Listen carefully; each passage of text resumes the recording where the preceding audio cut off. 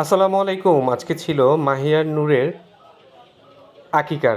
তো নতুন ভাতিজি সেজন্য আকিকার ব্যবস্থা করা হয়েছে। তাই আজকে বাসায় একটু ভালো-মন্দ খাবারের ব্যবস্থা করা হয়েছে। আমরা ভাই-বোনেরা যারা ছিলাম সবাই ছিলাম।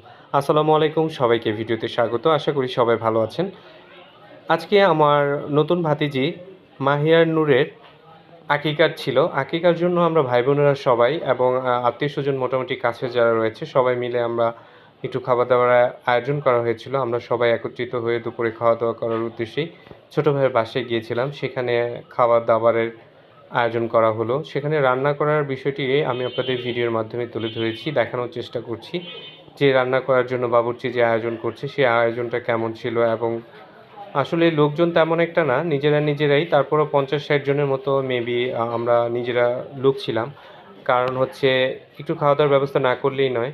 দেখতেই পাচ্ছেন যে বাবুর্চি যে খাসি জবাই দিয়েছিল, খাসির গোস্তগুলাকে সুন্দর করে নাড়াচাড়া করছে এবং জাল দেওয়ার জন্য তৈরি হচ্ছে।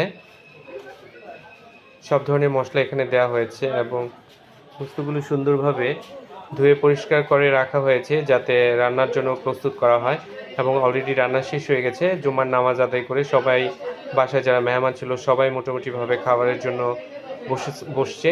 আসলে তেমন কোনো অ্যারেঞ্জ ছিল না যদিও, তারপরও শুধু আমরা ভাই বোনেরা আত্মীয়স্বজন যারা ছিল তারাই বিরিয়ানি করেছিল খাসি দিয়ে, সেটাই সবাই খাচ্ছে। আপনাদের ভিডিওর মাধ্যমে একটু দেখানোর চেষ্টা করলাম। এখানে হচ্ছে বোন, ভাইগনা, ভাগ্নি, বোনের জামাই, ভাবি, তারপর হচ্ছে বড় ভাইয়েরা ছিল, তারপর ছোট ভাইয়ের শালা, সুমন্দিরা যারা ছিল সবাই ছিল।